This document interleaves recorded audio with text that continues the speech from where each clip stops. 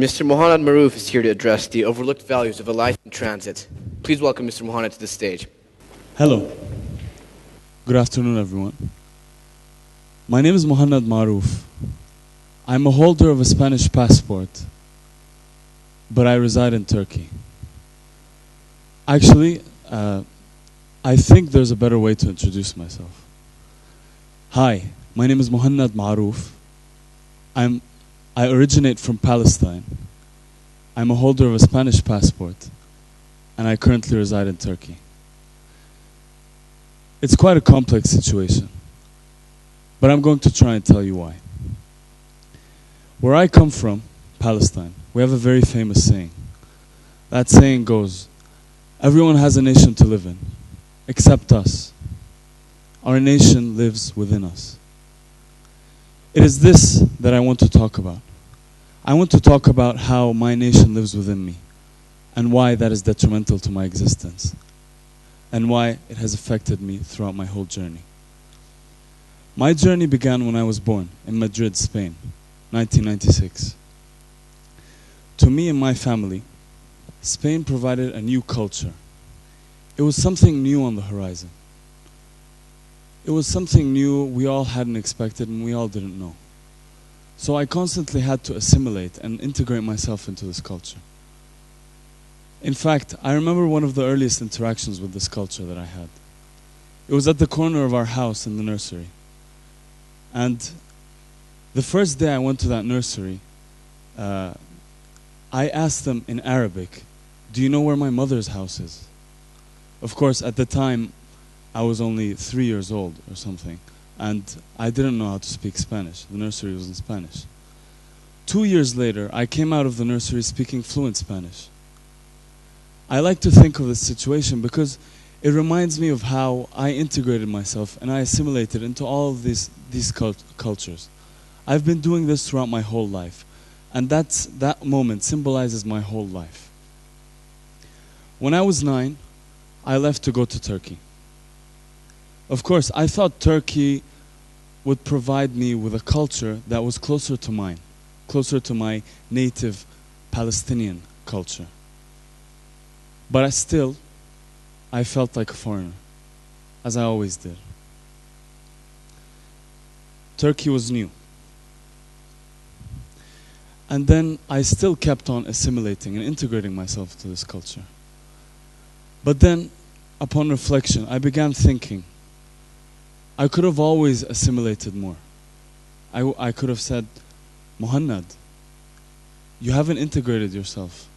You haven't made yourself a national of these cultures. And I said, there was always something that kept me from doing so. And I soon realized that that thing was Palestine. Of course, as you now understand, Palestine, not just to me, but to every one of us Palestinians, means so much. My father was born in 1946 in northern Palestine, in a place called Akka. It's a very nice port city, and he was born in a village there. My grandparents in 1948, when my father was only 2 years old, had to evacuate and leave everything behind. They left their homes, their lives, their Palestine. They left it completely because they had to run away from the occupation. My father grew up and he learned that he wanted to be a politician for his country. So he became an ambassador. And then the first chance he got to return to Palestine was in 1994 after the Oslo Accords. So he wanted to go back and visit the village. But of course he didn't know much about it. So he went back, and one of the first things he did was visit the village instead of the rest of Palestine. He went there and he looked around.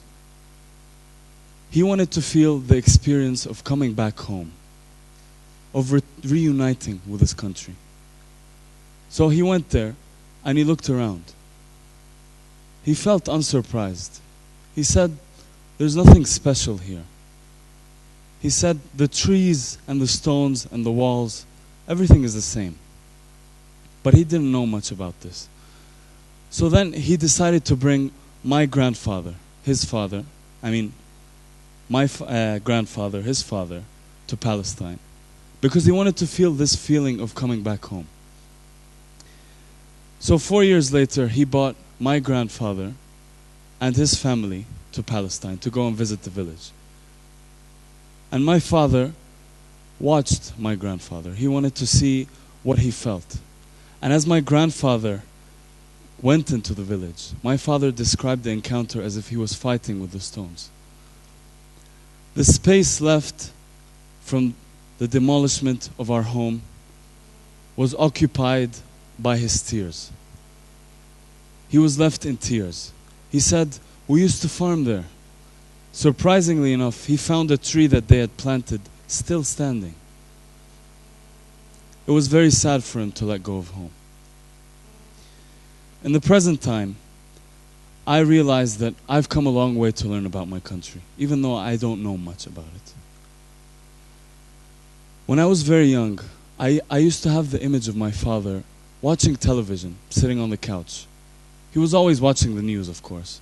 And all the voices of the journalists and the reporters were very familiar to me because I kept hearing it all the time.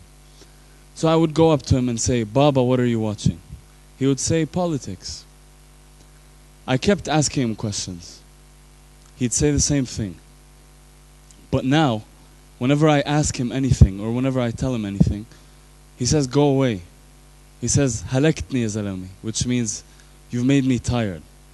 He's tired of answering my questions because sometimes they may be too complex or they may go too deep into the future to be dealt with. I like to think that both him and I have come a long way to say that I've become a better connoisseur of my country. And I think he's proud of it, but he never really mentions it. So, where does this leave me? I always like to go back and reflect. And after all of this moving around the world and assimilating into cultures and integrating myself, I always say, well, what is home to me?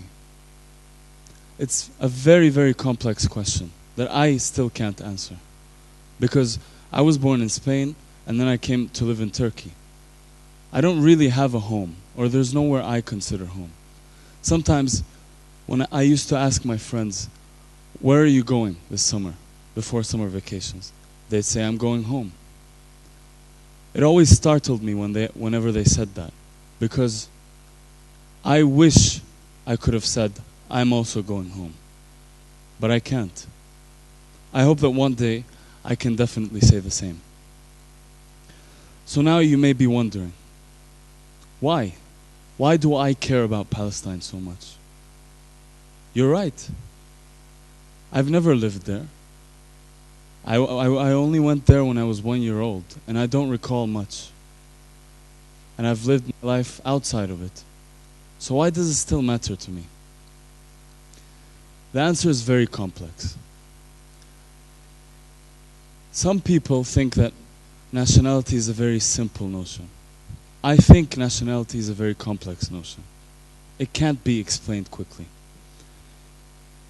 To you, your nationality may be something that you could waive or let go of easily. To me, it's not. You may know Palestine to be just an area of land or a landmass, or maybe you've heard of it in the news. Maybe you've heard about war. Maybe you've heard about struggle. To me, Palestine is not just that. Not just to me, but to all of us. Palestine is our dignity, it's our identity, it's our home. It's what we signify ourselves with. It's what we reflect upon. And you see, my nationality is disputed because there's an occupier in my land. And when that happens, my dignity is hurt, my identity is hurt, my home is hurt.